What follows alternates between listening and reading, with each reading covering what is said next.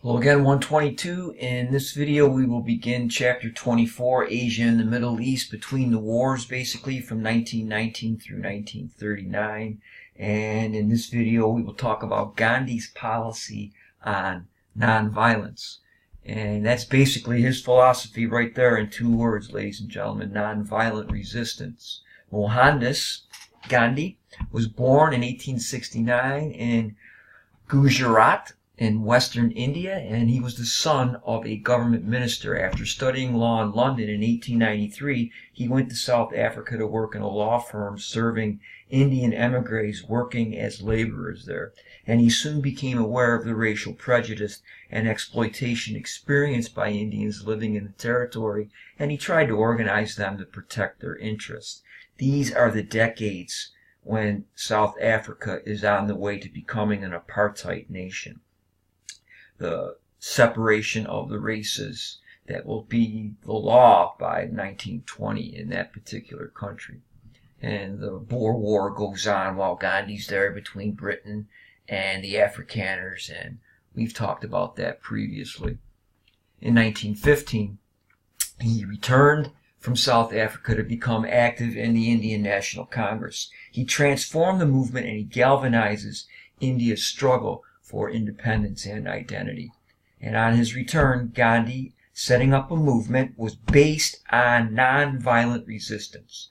The Hindi term was satyagraha, which means hold fast to the truth, to try to force the British to improve the lot of the poor and to grant independence to India. And there's a good picture of British India between the wars. The red areas are directly ruled by Britain, and those gold ones are indirectly with the Maharajas. His goals were to convert the British to his views while simultaneously strengthening the unity and sense of self-respect of his compatriots. When the British attempted to suppress dissent, he called on his followers to refuse to obey British regulations. He began to manufacture his own clothes, dressing in a simple dhoti made of coarse homespun cotton, and he adopted the spinning wheel as a symbol of Indian resistance to the imports of British textiles, which put hundreds of thousands of people out of work when they began doing this in the 19th century. Those British goods were much cheaper, and the homespun cloth makers could not compete. Gandhi, now increasingly known as Mahatma, or India's great soul, organized mass protests to achieve his aims, but in 1919 they got out of hand, and it led to violence and British reprisals. British troops killed hundreds of unarmed protesters in the city of Amritsar in northwestern India. Gandhi was horrified at the violence, and he briefly retreated from active politics. Nevertheless, he was arrested for his role in the protests, and he spent several years in prison. And while Gandhi was in prison, the political situation continued to evolve. In 1921, the British passed the Government of India Act, transforming heretofore Advisory Legislative Council into a bicameral parliament, two-thirds of whose members would be elected. Similar bodies were created at the provincial level, and in a stroke, 5 million Indians were enfranchised. But such reforms were no longer enough for many members of the Indian National Congress, who wanted to push aggressively for full independence. And the British exacerbated the situation by increasing the salt tax and prohibiting the Indian people from manufacturing or harvesting their own salt. Gandhi, now released from prison, and this is in the early 20s, he returned to his earlier policy of civil disobedience, or nonviolent resistance, by joining several dozen supporters in a 240-mile walk to the sea. And this was all publicized on newsreels of the time. And he picked up a lump of salt, and he urged Indians to ignore the law. And it's well worth a read on page 626 in the 7th edition about the 1982 motion picture Gandhi, starring Ben Kingsley, which was Best Picture of that year. Kingsley also won an Oscar for Best Actor, and it's one of the best movies of the 80s if you get a chance to watch it. And once again, Gandhi and many other members of the INC were arrested. Organizations to promote women's rights in India had been established shortly after 1900, and Indian women now played an active role in the movement. Women accounted for about 20,000 or nearly 10% of all those arrested for taking part in demonstrations during the interwar period. Women marched, they picketed foreign shops, and promoted the spinning and wearing of homemade cloth.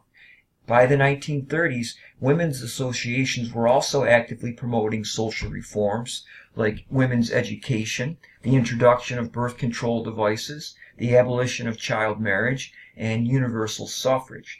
In 1929, the SARDA Act raised the minimum age of marriage to 14.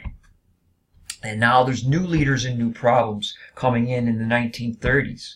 And a new figure entered the movement in the person of Jawaharlal Nehru, the son of an earlier INC leader. And he was educated in law in Britain at Cambridge, and he's also a Brahmin by birth.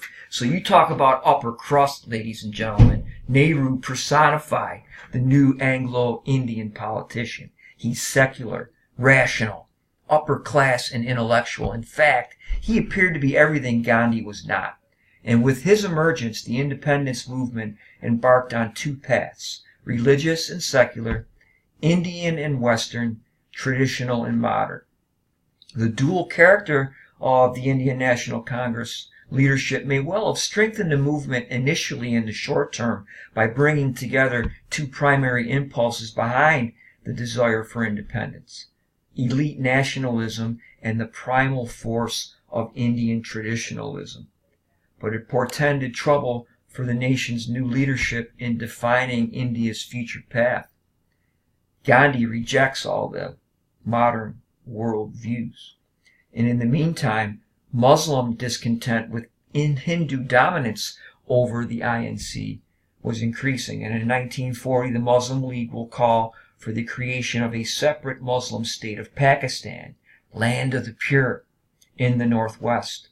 And as strife between Hindus and Muslims increased, many Indians came to realize with sorrow, and some British colonists with satisfaction, that British rule was all that stood between peace and civil war.